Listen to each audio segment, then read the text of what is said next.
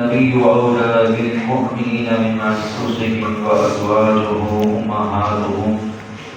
آمنت بالله صدق الله ومولانا العظيم وبلغناه رسوله النبي الكريم الأمين ونحن على ذلك من الشاكرين والشاكرين والمطمئنين والحمد لله رب العالمين. إن الله وملائكته يصلون على النبي يا أيها الذين آمنوا صلوا عليه وسلموا تسليما. مل کے پڑھیے الصلاۃ والسلام علیک یا سیدی یا رسول اللہ وعلی آلک واصحابک یا سیدی یا حبیب اللہ. اللهم صل على سيدنا محمد عين عناية كرد الهداية أمين وموقت الناظر ولل ناصر بلال سلطان طريقة قرآن حقيقة زين القيامة شمس الشريعة شفيع الأمم يوم القيامة سراج العالمين. الله عاصمه وجبريل خادمه والبراق مركبه والمراج صفر وسدرة المنتهى مقامه وقاب قوسين وأدنى مطلوبه والمطلوب مقصود والمقصود موجود والموجود معبود والمعبود ربه شمس الضحى بدر الدجى نور الهدى إمام المتقين محمد المصطفى. الصلاة والسلام عليك يا سيدي يا رسول الله وعلى آلك وأصحابك يا سيدي يا حبيب الله. جناب موسیٰ کلیم اللہ علیہ السلام، آپ کو اللہ تبارک و تعالیٰ نے ارشاد فرمایا، اللہ نے فرمایا موسیٰ آپ یہ چاہتے ہیں کہ میں رب ذوالجلال آپ کے اتنا قریب ہو جاؤں جتنا آپ کی زبان کے قریب آپ کا کلام ہے، یعنی بولنا. عرض کی اللہ میں یہ چاہتا ہوں کہ تو اتنا قریب ہو جا. اللہ نے فرمایا موسیٰ کیا یہ تو چاہتا ہے کہ میں رب ذوالجلال تیرے اتنے قریب ہو جاؤں جتنا تیرے کان سے قریب تیری سماعت ہے، سننا. عرض کی اللہ میں یہ چاہتا ہوں. اللہ نے فرمایا موسیٰ کیا تو یہ چاہتا ہے کہ میں رب ذوالجلال تیرے اتنا قریب ہو جاؤں جتنا تیری نگاہ، تیری بصارت، تیری آنکھ کے قریب ہے. عرض کی اللہ میں یہ چاہتا ہوں. تو اللہ نے فرمایا تو پھر میرے نبی علیہ السلام محمد مصطفیٰ پہ درود پڑھو. تم درود پڑھو گے میں رب ذوالجلال تمہارے قریب ہو جاؤں گا. اسی دن کے پڑھیے الصلاۃ والسلام علیک یا سیدی یا رسول اللہ وعلی آلک واصحابک یا سیدی یا حبیب اللہ. قرآن مجید فرقان حمید میں اللہ تبارک و تعالیٰ ارشاد فرماتا ہے، سورہ احزاب میں ہے، النبی اولی بالمؤمنین من انفسهم وازواجہ امہاتہم. اللہ فرماتا ہے اور یہ نبی تمہاری جانوں سے زیادہ تمہارے قریب ہیں. ایک ترجمہ یہ ہے، ایک ترجمہ ہے کہ یہ نبی تمہاری جانوں کے مالک ہیں. بالمؤمنین من انفسہم، کس کی جانوں کے؟ تمام مومنین، جتنے مومنین ہیں جنہوں نے کلمہ پڑھا ہے، حضور پہ دل سے ایمان لے کر آئے. اللہ فرماتا ہے اب ایمان لے آئے، ایسا نہیں ہے کہ وہ آزاد ہیں. ایمان لے آئے یہ نہ وہ تصور کریں کہ ہم اب آزاد ہیں، اب ہم جو مرضی چاہے کریں. نا، اللہ نے فرمایا کہ تمہاری جانوں کے جو مالک ہیں وہ محمد مصطفیٰ علیہ السلام ہیں. وہ جو حکم دیں گے تمہاری جان کے اوپر تمہیں وہ کرنا ہوگا. اس لیے میرے آقا صلی اللہ علیہ وسلم کا ارشاد ہے کہ مومن اس طرح ہے کہ اس کی نگین اس کے مالک کے ہاتھ میں ہے. اس کی نگین اس کے مالک کے ہاتھ میں. یعنی مومن کی تعریف میں ایک تعریف یہ بھی ہے کہ مومن آزاد نہیں ہوتا بلکہ غلام ہوتا ہے، اپنی آقا کا غلام ہوتا ہے. اللہ اکبر. اللہ فرماتا ہے النبی اولا. اس پوری آیت کی تفصیل آپ کے سامنے رکھوں گا میں. النبی اولا. اولا کا معنی ایک تو یہ ہے کہ حقدار، ایک یہ ہے کہ مالک، ایک ہے قریب. یعنی نبی علیہ السلام تمہاری جان کے مالک بھی ہیں، تمہاری جان کے قریب بھی ہیں، اور تمہاری جان کے حقدار بھی ہیں. میں حضرت غازی ممتاز رحمۃ اللہ تعالی علیہ آپ کی قبر انور پہ حاضر ہوا.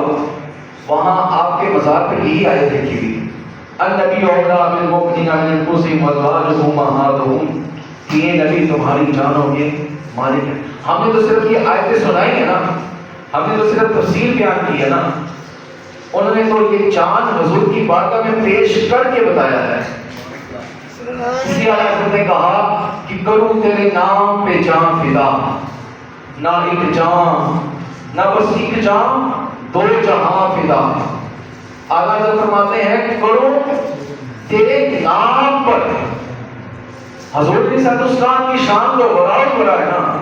حضور کے نام ہے ورائے ورا، حضور کے دست اقدس ورائے ورا، حضور کی نگاہیں، حضور کی بصارت سماعت ورائے ورا، حضور کا نورانی امامہ ورائے ورا، حضور کی زبان اطہر ورائے ورا، نور نارا نور، حضور کا لواب دہن اور دہن اقدس ورائے ورا. آج کہتے ہیں یہ تو ورائے ورا، لیکن کرو تیرے نام پہ جان فدا. عرض کی حضور آپ کی شان ورائے ورا، آپ کے عذاب والد کی تو بات ہم کر ہی نہیں سکتے، صرف آپ کا نام، اس پہ میں اپنی جان فدا کروں. کروں تیرے نام پہ جان فدا، نہ بس ایک جان، دو جہاں فدا. دو جہاں سے بھی نہیں جی بڑا، کروں کیا کرو جہاں نہیں. میں نثار تیرے کلام پر، آگے اسی پہ اللہ نے کہا کہ میں نثار، حضور پھر میں اپنی جان کو آپ کے کلام پہ بھی نثار کروں. جہاں حضور کی بات آ جائے وہاں نثار کرتا ہوں. حضرت امام تقی الدین سبکی رحمۃ اللہ تعالیٰ نے آپ نے کہا جب حضور کی بات آ جائے نا، حضور کا ذکر اقدس ہو جائے، اس وقت مومنین کو کیا کرنا ہے. آج یہ آپ کے لیے تحفہ ہے. کہتے ہیں فواجب علی المؤمنین متی ذکرہ، کہا جب حضور کی بات آ جائے تو ادب تمہارے اوپر واجب ہے. حضور کے ذکر کے لیے ادب اپنے عذاب پہ لازم کر لینا ہے کہ حضور کی بات آتی ہے، آپ میرے دل پہ بھی کوئی دنیاوی خیال نہ آئے. آگے کہتے ہیں وَيُسَبْكِنْ حَرَكَتِهِ. آگے کہتے ہیں یہاں تک کہ حضور کا جب ذکر ہو تمہارے اعضاء بھی حرکت نہ کرے، تم سانس بھی سوچ کے دو. یہ عشق کا تقاضا ہے. ویسے تو مولویوں نے بڑے تقاضے بنائے ہوئے ہیں، لیکن ہمیں میری بات عشق سے شروع ہوتی ہے، عشق پہ ختم ہوتی ہے، اس لیے ہم نے باتیں عشق والی کی ہیں. کہتے ہیں کہ جب حضور کا ذکر ہو جائے تم نے اس قدر ادب کرنا ہے کہ تمہارے اعضاء بھی بلا وجہ حرکت نہ کریں. اللہ اکبر. سارے فرماتے ہیں کروں تیرے نام پہ جان فدا، نہ ایک جان، نہ بس ایک جان، دو جہاں فدا. دو جہاں سے بھی نہیں جی بڑا، کروں کیا کرو جہاں نہیں. وہ کمال حسن حضور ہے کہ گمان نقص جہاں نہیں. یہی پھول خار سے دور ہے، یہی شمع ہے کہ دھواں نہیں. اعلیٰ تو فرماتے ہیں کہ یہ پھول وہ ہے کہ جس میں کوئی کانٹا نہیں ہے، یہ شمع وہ ہے جس میں کوئی دھواں نہیں ہے. یہی پھول خار سے دور ہے، یہی شمع ہے کہ دھواں نہیں. اللہ اکبر. اب میرے آقا صلی اللہ علیہ وسلم نے ارشاد فرمایا کہ دنیا اور آخرت کے اعتبار سے سب سے زیادہ میں محمد مصطفیٰ تمہارے قریب ہوں. تمہارا سب سے زیادہ مدد کرنے والا، تمہاری آواز اور فریاد کو سننے والا میں محمد مصطفیٰ ہوں، دنیا میں بھی اور آخرت میں بھی. میرے آقا صلی اللہ علیہ وسلم نے کتنی تکلیفیں اٹھائیں اپنی امت کے لیے. حضور نے کتنی تکلیفیں اٹھائیں، حضور کے چہرے اقدس پہ پتھر بھی مارے گئے، حضور نے صلی اللہ علیہ وسلم کے چہرے پر پتھر مار دیے گئے معاذ اللہ۔ آج وہ کون سا پیر اور خطیب اور مولوی ہے جسے حضور کی عزت کے بارے میں بات نہیں ہو سکتی اس وجہ سے کہ پولیس مجھے گرفتار نہ کر لے، کہیں میں زندان میں نہ چلا جاؤں، جیل میں نہ چلا جاؤں، کہیں مجھے جناب کوئی گولی نہ مار دے۔ وہاں میرے آقا صلی اللہ علیہ وسلم، یہاں تو صرف مولویوں نے اتنے دین کو محدود کر دیا نا کہ جناب ایک حلوہ ہے، ایک زردہ ہے، 11ویں ہے اور جناب محفل ہوتی ہے اور بات ختم ہو جاتی ہے۔ حضور صلی اللہ علیہ وسلم کی شان کے حوالے سے کوئی جو مرضی کرتا رہے۔ مولوی صاحب حجرے سے باہر آنا پسند ہی نہیں کرتے کیونکہ مولوی صاحب کا مطالعہ اور تفسیر چل رہا ہے اور پیر صاحب کے جناب آستانے چل رہے ہیں، لنگر چل رہے ہیں اور جیبیں بھری جا رہی ہیں، تو ان کو کیا پتا۔ میں نے کہا وہ 11ویں والے پیر جن کی تم 11ویں دلاتے ہو، پیشہ فقراء محترم اٹھیں گے، رکھنے کو غریبی کا پھر اٹھیں گے، تعظیم کا معیار اتنا ہی کچھ اور شاہوں کے لیے اٹھے نہ ہم اٹھیں گے۔ اور اس بات کہتے ہیں کہ شاہوں کے لیے عبد القادر جیلانی نہ اٹھا نہ اٹھے گا، اور اس کا ماننے والا، ان کا مرید، ان کا چاہنے والا بھی کسی شان کے لیے نہیں اٹھے گا، اٹھے گا تو حضور کی ختم نبوت کے لیے اٹھے گا۔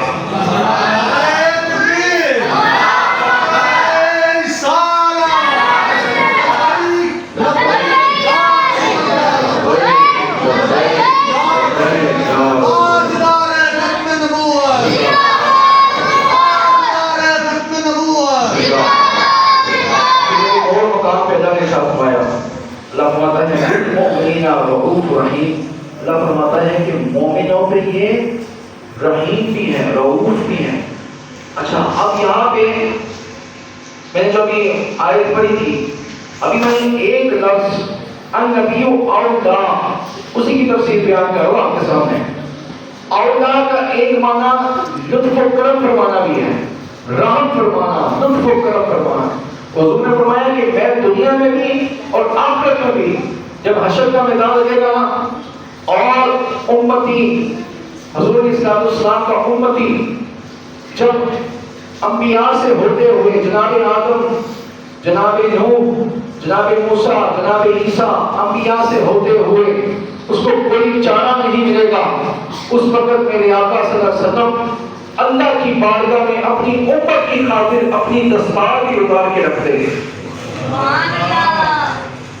حشر کا آفتاب جب سر پہ ہوگا، کیا جانیے کون کس سفر پہ ہوگا۔ آج تو ہم سے یہ آفتاب برداشت نہیں ہو سکتا، آگے جھک جائے گی، گرمی آئے گی، لاکھ پتے جائیں گے جناب، تو وہاں جب حشر کا میدان، جب حشر کا آفتاب سر پہ ہوگا، کیا جانیے کون کس سفر پہ ہوگا۔ رب ہوتا نہیں یہ فیصلہ جس کے در کا، یہ فیصلہ بھی اب اس کے در پہ ہوگا۔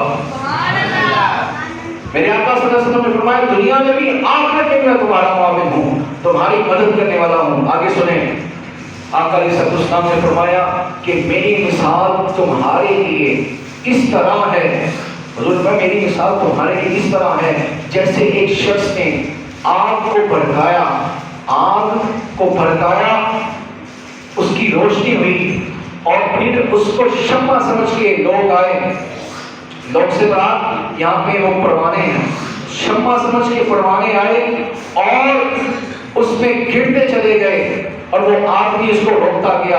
حضور نے فرمایا میری مثال اس طرح ہے کہ میں نے شمع روشن کی اور پھر لوگ اس میں گرتے ہیں۔ حضور فرماتے ہیں میں کمر سے پکڑ کے ان کو روکتا ہوں اس آگ میں گرنے سے۔ حضور نے فرمایا میں محمد مصطفیٰ تمہیں آگ میں گرنے سے روکتا ہوں، تم ہو کے گرے جاتے ہو، میں روکتا ہوں تم ہو گرے جاتے ہو، میں روکتا ہوں، میں محمد مصطفیٰ تمہیں آگ میں جانے سے روکتا ہوں کہ تم ہو کے بیچ میں گرے جاتے ہو، گرے جاتے ہو۔ اللہ اکبر۔ حضور نے اس قدر ہمیں دنیا میں رہنے کا سلیقہ سکھایا کہ دنیا میں رہ کر تمہیں جب کوئی دنیا کی شمع نظر آئے تو اس میں ایسا نہ ہو کہ تم اپنا ایمان کھو بیٹھو اور اس آگ میں گر جاؤ۔ آگے سنو، حضور نے فرمایا کہ میں ایک رات سو رہا تھا، آقا ایسا تو اسلام فرماتے ہیں میں ایک رات سو رہا تھا اور تین شخص میرے پاس آئے۔ حضور نے فرمایا میری آنکھ مبارک بند تھی، اور میں نے سنا کہ ایک شخص نے کہا کہ محمد مصطفیٰ سو رہے ہیں. حضور نے فرمایا میں نے سنا کہ دوسرے نے کہا نہیں یہ جاگ رہے ہیں. وہ تینوں فرشتے تھے. تیسرے نے کہا یہ سو رہے ہیں کہ ان کی نگاہیں سو رہی ہیں, محمد مصطفیٰ کا دل جاگ رہا ہے. اب حضور نے یہ سنا تو حضور کو پتا ہے نا اس بات کا, یعنی کہ حضور کا دل جاگ رہا ہے. اب یا اسلام کا دل نہیں سوتا. حضور نے فرمایا کہ میں نے سنا کہ انہوں نے کہا کہ ان کا دل جاگ رہا ہے. پھر حضور نے فرمایا میں نے سنا کہ ان تینوں نے ایک گفتگو کی. انہوں نے کہا اس نبی علیہ السلام کی مثال ایسے ہے کہ جیسے کوئی دسترخوان لگائے اور پھر لوگوں کو بلائے. یہ فرشتے باتیں کر رہے ہیں. کوئی دسترخوان لگائے, لوگوں کو بلائے اور پھر کچھ لوگ آئیں اور کھانا تناول کریں. وہ پرکیف اور لطافت سے بھرپور وہ کھانا کھا لیں, اور کچھ لوگ نہ آ سکیں. انتہائی محروم وہ لوگ ہیں جو اس دسترخوان پہ نہ آ سکیں. علماء نے اس حدیث کی شرح میں یہ لکھا ہے, اور بالخصوص مفتی احمد یعقوب نبی رحمۃ اللہ تعالی علیہ, انہوں نے کہا ہے کہ یہ دسترخوان مبارک سے مراد یہ ہے کہ حضور نے تمہیں سنت کی دعوت دی, تمہیں دین کی دعوت دی, تم نے آ کر اس کو قبول کیا اور پھر لطف اٹھایا. اس دسترخوان سے مراد تم نے سنت کو قبول کیا, حضور سے محبت کی, حضور سے عشق کیا, حضور پہ اپنی جان کو لٹانے کے لیے تیار ہو گئے, بس تم نے اس کھانے سے لطف اٹھایا جو محمد مصطفیٰ نے تمہارے لیے لگایا. جو محروم ہو گئے ان کے لیے پھر وہی ہے, پھر کے گلی گلی تمام ٹھوکریں سب کی کھائیں کیوں, عقل جو دل کو دے خدا تیری گلی سے جائیں کیوں, رخصت قافلہ کا شور غش سے ہمیں اٹھائے کیوں, ارے سوتے ہیں ان کے سائے میں کوئی ہمیں جگائے کیوں, بار لاتے حبیب کو کہ پالتے ہی غریب کو, روئے جو نصیب کو کہ چین کہو دوائے کیوں. جی جناب, ابھی میں بات کر رہا تھا النبی اولیٰ بالمؤمنین من انفسہم. یہاں پہ میرے آقا صلی اللہ علیہ وسلم کی بخاری کی حدیث ہے, جب کسی مومن کا وصال ہوتا تو دنیا سے چلا جاتا. جناب حضرت ابو ہریرہ رضی اللہ تعالیٰ عنہ آپ کہتے ہیں کہ جب کوئی مومن دنیا سے چلا جاتا, حضور علیہ السلام کی بارگاہ میں اس کی میت کو پیش کیا جاتا. حضور پوچھتے بتاؤ اس پہ کوئی قرض ہے؟ وہ صحابہ کہتے ہیں حضور اس پہ قرض ہے. حضور فرماتے کیا اس نے کچھ وراثت میں یا قرض کے لیے چھوڑا ہے؟ عرض کرتے ہیں حضور چھوڑا ہے. حضور نے صلی اللہ علیہ وسلم اس شخص کا پھر جنازہ پڑھاتے. جناب ابو ہریرہ کہتے ہیں کہ بعض ایسے جنازے پیش کیے گئے کہ جن پہ قرض بھی تھا اور پیچھے کچھ چھوڑا نہیں تھا. حضور نے فرمایا ان کا جنازہ تو خود ہی پڑھ لو, ان کا جنازہ خود ہی پڑھ لو. اب یہاں پہ علماء نے اس حدیث کو بیان کیا کہ حضور جس کے اوپر قرض ہوتا تھا, مقروض جو ہوتا تھا, حضور اس کا جنازہ نہیں پڑھاتے تھے. یہاں تک بیان کیا نا, میں آپ کو اپنی بات سنانے جا رہا ہوں آج. حضور نے جنازہ پڑھایا کیوں نہ؟ حضور تو رؤوف رحیم ہے نا, حضور تو رحمت فرمانے والے ہیں. حضور نے جنازہ کیوں نہ پڑھایا؟ صحابہ کہتے ہیں کہ جب بڑی بڑی فتوحات ملی ہمیں, جنگوں میں غزوات میں بڑی بڑی فتوحات ملی, پھر مقروض میت لائی جاتی تو حضور اس کا جنازہ خود پڑھاتے. پہلے پڑھانے کی نہ پڑھانے کی کیا وجہ تھی, اب پڑھانے کی کیا وجہ ہے؟ حضور نے فرمایا اس لیے کہ تب ہمارے پاس مال نہیں تھا, اب جتنے مقروض ہیں ان کی میت آئے گی, ان کا قرض محمد مصطفیٰ ادا کرے گا. کتنے غفور رحیم, اتنے کرم فرمانے والے, مجھ پہ بھی چشم کرم اے میرے آقا کرنا, کہ حق تو میرا بھی ہے رحمت کا تقاضا کرنا. تو کسی کو بھی اٹھاتا نہیں اپنے در سے, کہ تیری شان کے شایع نہیں ایسا کرنا. میں کہ ذرہ ہوں مجھے وسعتیں سے ہٹا دے دے, کہ تیرے بس میں ہے قطرے کو بھی دریا کرنا. نعرہ تکبیر, اللہ اکبر, نعرہ رسالت, یا رسول اللہ, نعرہ حیدری, نعرہ تاجدار ختم النبوت, لبیک لبیک لبیک لبیک لبیک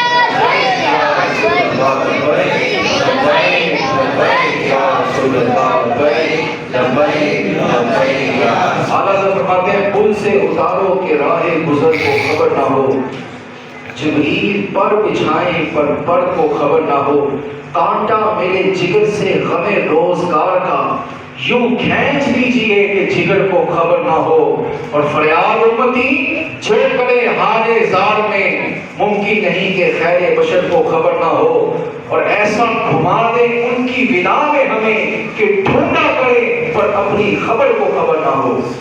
سبحان اللہ۔ آقا علیہ الصلوۃ والسلام ہمارے اوپر اتنا کرم فرمانے والے، من انفسہم وازواجہ امہاتہم، پھر آگے کیا قرآن میں ارشاد ہوا کہ ان کی زوجین، ان کی زوجہ تمہاری مائیں ہیں۔ کیا ہے؟ ان کی زوجہ تمہاری ماں ہے۔ ماں کا نام دیتے ہم کیوں شرمائیں گے؟ قرآن میں، قرآن کی نص ہے یہ، اور یہ اگر اپنا اصول فقہ سے دیکھیں اور اصول تفسیر سے بھی دیکھیں تو یہاں پہ یہ ظاہر بھی ہے، نص بھی ہے، مفسر بھی ہے، محکم بھی ہے۔ یہ یہاں پہ جو انہوں نے فرمایا نا وَأَزْوَاجُهُ أُمَّهَاتُهُمْ، کہ رب نے یہاں پہ، کیونکہ یہاں پہ متکلم رب ذوالجلال ہے تو رب ذوالجلال نے اپنی مراد بھی بیان کی، ظاہر بھی فرما دیا، اور نص اس اعتبار سے ہے کہ اس آیت میں اللہ تعالیٰ نے اپنی خود مراد بیان کی، تو اب نص اس اعتبار سے ہے کہ یہاں پہ مراد بھی بیان ہو گئی۔ نص اس کو کہتے ہیں جس میں قرآن کی آیت ہو، ظاہر ہو، اور اس کی تفسیر کسی مجدد یا کسی مجتہد سے ظاہر ہو، لیکن یہاں پہ متکلم خود رب ذوالجلال ہے، اس لیے یہاں پہ وَأَزْوَاجُهُ أُمَّهَاتُهُمْ، یہ ظاہر بھی ہے، نص بھی ہے، مفسر بھی ہے اور محکم بھی ہے۔ اصول تفسیر سے میں بات کر رہا ہوں۔ اب یہ ہم گفتگو کے سامنے کرتے ہیں کیونکہ یہ سمجھ کسی کو نہیں آئے۔ آگے سنیں وَأَزْوَاجُهُ أُمَّهَاتُهُمْ، یہ تمہاری مائیں ہیں، تو جو ان کو ماں نہ مانے، جو ان کی بیٹیاں کرے، یوٹیوب اور سوشل میڈیا پر بیٹھ کے کوئی بک بک کرے ہماری ماؤں کے خلاف، چراغ گولڈا کہتے ہیں کہ جو منکر قرآن ہے مسلمان تو نہیں، جو منکر قرآن ہے مسلمان تو نہیں، ارے مومن کیا وہ ہو سکے، وہ تو انسان ہی نہیں۔ اللہ اکبر، جو منکر قرآن ہے وہ مسلمان تو نہیں، ارے مومن کیا ہو سکے، وہ انسان ہی نہیں۔ ازواج نبی کو ماں نہ مانا جس نے، ازواج نبی کو ماں نہ مانا جس نے، ارے اس شخص کا تو کوئی دین ایمان ہی نہیں۔ دیکھ جناب، اللہ نے فرمایا کہ یہ تمہاری مائیں ہیں، اور ہماری ماں میں افضل ماں جناب خدیجہ الکبریٰ رضی اللہ تعالیٰ عنہا۔ 10 رمضان مبارک میں آپ کا عرس مبارک ہے۔ آقا علیہ السلام کا پہلا تزوج، آپ کا پہلا نکاح جن سے ہوا وہ جناب خدیجہ الکبریٰ ہے۔ پہلا نکاح آپ سے ہوا۔ آپ عاقلہ، فاضلہ، فرزانہ عورت، اور آپ حضور علیہ السلام کا دین پیش کرنے سے پہلے بھی طاہرہ طیبہ تھی۔ حضرت خدیجہ الکبریٰ رضی اللہ تعالیٰ عنہا، اور آپ کو بڑے بڑے رئیسوں نے نکاح کی دعوت دی، آپ نے کبھی قبول نہ کی، لیکن حضور کو خود آپ نے اپنے آپ کو پیش کیا۔ اللہ اکبر، جناب خدیجہ الکبریٰ رضی اللہ تعالیٰ عنہا، آپ فرماتی ہیں حضور سے نکاح سے پہلے میں نے ایک خواب دیکھا۔ آپ فرماتی ہیں میں نے خواب دیکھا کہ آفتاب ٹوٹ کر میرے گھر میں داخل ہو گیا، اور اس آفتاب کی روشنی میرے پورے گھر میں پھیل گئی، یہاں تک کہ میرا گھر اتنا روشن ہوا، اتنا روشن ہوا، اتنا روشن ہوا کہ پورے مکہ منورہ میں جہاں جہاں نگاہ جاتی تھی میرے گھر کی روشنی نظر آتی تھی۔ آپ فرماتی میں نے خواب دیکھا۔ جب آپ بیمار ہوئی آپ نے اپنے چچا کے بیٹے کو یہ خواب سنایا، تو چچا کے بیٹے نے کہا کہ اس کی تعبیر یہ ہے کہ نبی آخر الزمان سے آپ کا نکاح ہوگا۔ جب آپ کا نکاح آقا علیہ السلام سے ہو گیا تو آقا علیہ السلام پہ جب قریش مکہ نے تکلیفیں ڈھائی، پہاڑ توڑے تکلیفوں کے، تو آقا علیہ السلام فرماتے ہیں کہ جب میں گھر آتا خدیجہ الکبریٰ کا چہرہ دیکھتا تو میری ساری تکلیفیں ختم ہو جاتی تھی۔ اور انہوں نے فرمایا کہ مجھ سے وہ غم کو لے لیتی اور خوشیاں مجھے دے دیتی۔ حضور نے فرمایا ایسی خاطر خواہی خدیجہ الکبریٰ میں نہیں کرتی کہ میں سارے غم بھول جاتا جو قریش مکہ نے میرے اوپر کیے ہوتے تھے۔ یہ ہے جناب خدیجہ الکبریٰ۔ اور آقا علیہ السلام جب وہ آقا علیہ السلام کے لیے کھانا لے کر چلی نا، حضور کے لیے دسترخوان لے کر چلی جس میں کھانا اور پانی تھا، جب آپ چلی تو جبریل امین حضور کی بارگاہ میں آ گئے، عرض کی حضور آپ کی طرف جناب خدیجہ الکبریٰ آ رہی ہیں اور وہ آپ کے لیے کھانا پانی اور دسترخوان لے کر آ رہی ہیں۔ عرض کی حضور میں اس لیے آپ کی بارگاہ میں حاضر ہوا ہوں کہ رب ذوالجلال خدیجہ الکبریٰ کو اپنا سلام پیش کرتا ہے، اس لیے کہ وہ اپنے ہاتھوں سے کھانا بنا کے محمد مصطفیٰ کے لے کے جا رہی ہے۔ اور رب تعالیٰ نے ان کے لیے ایسا جنت میں گھر بنایا ہے، اس لیے کہ وہ کھانا بنا کے گئی تو اللہ نے ایسا گھر بنایا ہے جنت میں ان کے لیے کہ جس میں نہ شور و غل ہوگا، نہ جس میں غم ہوگا، نہ جس میں رنج ہوگا۔ لیکن جناب خدیجہ الکبریٰ کو سلام رب نے کب کیا؟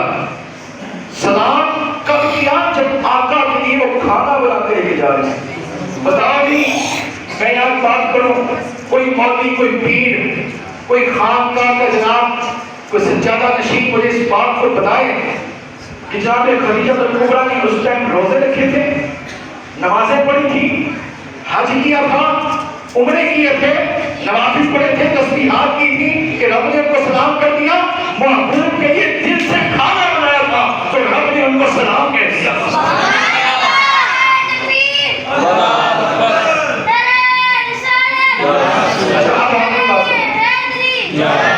اب حضور نے فرمایا کہ عورتوں میں سب سے زیادہ جس کے مال نے مجھے نفع دیا وہ بھی خدیجہ الکبریٰ ہے۔ یہاں سے یہ پتہ چلتا ہے کہ مال کا نفع دین کو پہنچانا چاہیے اور یہ قیامت تک پہنچانا ہے۔ میرے آقا صلی اللہ علیہ وسلم نے ارشاد فرمایا کہ جنت میں غریب اور امیر کی ملاقات ہوئی، غریب اور امیر کی ملاقات ہوئی۔ پریشان نہ ہو یار، ٹائم ٹو نہ دیکھے، گھر جا کے بیٹھے نہ میں آپ کو حدیث سارا سنے آج۔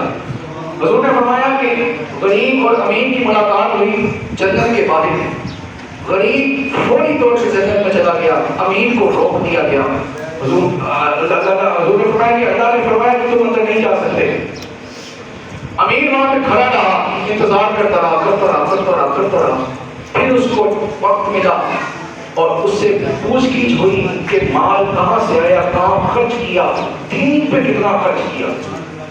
اس کے بعد جب اسے حساب ہو گیا، اس قابل وہ نکل آیا، پھر اس کو جنت میں داخل کر دیا گیا۔ اب اس کی ملاقات اندر جا کے اسی غریب سے ہوئی جو غریب باہر کھڑا تھا۔ تو غریب نے کہا بھائی اتنا ٹائم کیوں لگا دیا آنے میں؟ کہا ٹائم تو چھوڑو، جب مجھے رب نے کھڑا کیا نا، کھڑا جنت کے دروازے کے باہر، باب الجنت کے باہر مجھے کھڑا کیا تو خوف سے میرا اتنا پسینہ نکلا کہ اگر 1000 پیاسے اونٹ ہوتے، ان کو وہ میرا پسینہ پینے کے لیے کافی ہوتا۔ اللہ اکبر۔ تو ہم سوچے یار کہ ہم کیا مال کو صرف اپنے بیوی بچوں پر ہی خرچ کریں یا دین پہ لگا دیں؟